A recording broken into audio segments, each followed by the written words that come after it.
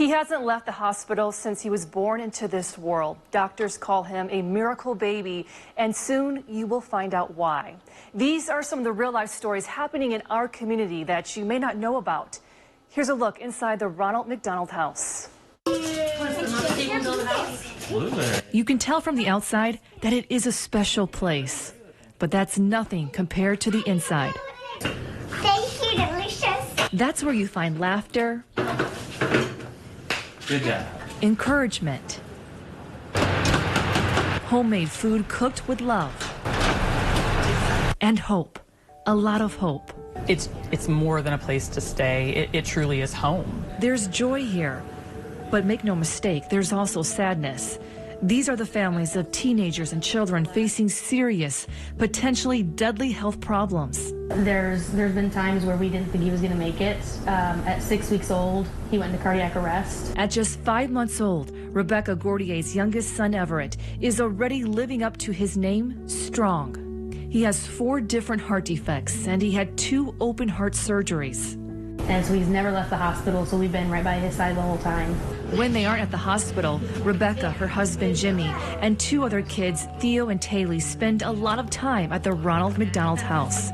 They live in Bloomington, and while that may not seem that far, it is when you could get an important phone call at any time. I've gotten a few calls at the Ronald McDonald House here where I'm like, I'm in the car and I'm up the street right away. But it's just that peace of mind knowing I'm right down the street. This year alone, more than 300 families have stayed at the Ronald McDonald House in Peoria. For a lot of these families, it's the bright spot in their day, and we take that very seriously, and it's a privilege to be part of their story in that way. It looks and feels just like a home. There are 22 private rooms with bathrooms, kitchens, laundry, toy and game rooms. It takes my mind somewhere else, which I appreciate completely.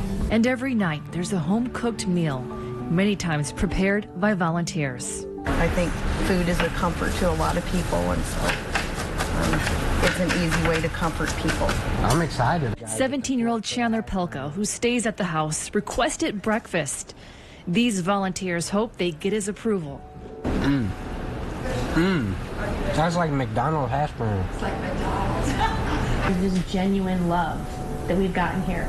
It's that constant love and support that's helped Rebecca and her family, and knowing they weren't alone.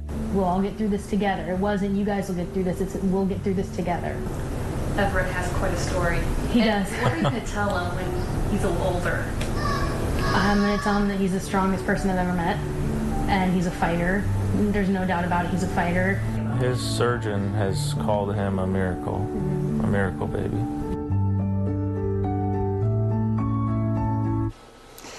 And their miracle baby, their warrior, is going home tomorrow. Mom texted me today with that wonderful update. Now the Ronald McDonald House has big plans. There's a 4th floor with an additional 11 rooms. It hopes to expand to that floor soon, and it always needs more volunteers. The plan is to expand its Meals from the Heart program to breakfast and lunch. It takes about $1.1 million to run the privately funded house each year. Now, it's great that they don't have to pay anything, but if they did, here's an example of what it would cost for a family to stay there just for one night. $127 for just a single night. A week, $889. And a lot of people might think, based on the logos like that perhaps McDonald's is funding this group.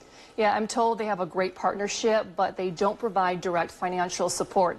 Again, the Ronald McDonald House is 100% privately funded. Good luck to them. I hope the warrior does go home.